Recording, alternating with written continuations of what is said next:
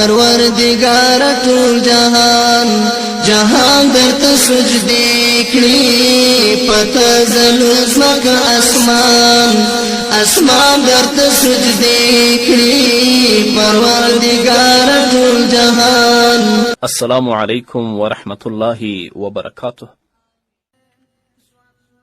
قاری عبدالخالق توحیدیار د لغمان له ولایت څخه سلامونه رالیږلي او د سلام نه وروسته لیکلي چې زه یوه پوښتنه لرم. پوښتنه مې دا ده که څوک رکوع او سجده په سمې طریقې سره ونه کړي آیا د دغه لمونځګزار مونځ کیږي که نه کیږي؟ په دې کې شک نشته چې رکوع او سجده په لمانځه کې فرض دي. فرضیت یې د الله رب العزت په کلام سره او د نبی کریم صلی الله علیه وسلم په احادیثو سره ثابت دي. الله تعالی فرمایي یا ایها الذین آمنوا ارکعوا واسجدوا، ای مؤمنانو رکوع او سجده وکړئ. همدارنګه د ترمذي، ابن ماجه، نسائی او د ابو داود حدیث دی. راوی د حدیث حضرت ابي مسعود رضی الله تعالی عنه دی. هغه فرمایي قال رسول الله صلی الله علیه وسلم لا تجزئ الصلاة لا يقيم الرجل فيها صلبه في الركوع والسجود.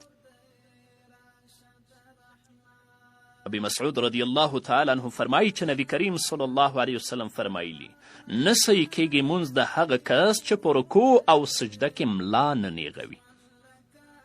موږ ډیری ورونه وینو چې کله رکوع ته ځي بس صرف لږ غوندې سر راښکته کړي بیرته پورته شي، یا چې کله سجدې ته لاړ شي چې بیرته سر راپورته کوي هغه مطمئنه سجده د نه کړې چې ښه اوار شي، بس سر د ځمکې نه لږ راپورته کړي او بیرته سجدې ته لاړ شي. اکثره ورونه او خویندې په دې مرض باندې اخته دي، دوی دې په دې باندې پوه شي چې د دوی مونځ نه کیږي. همدارنګه د رکوع نه چې تاسو پورته کیږئ بیرته دې ته قومه ویل کیږي، او د یوې سجدې نه چې پورته کیږئ چې بله کوئ دې ته جلسه ویل کیږي. دا په مانځه کې واجب دي.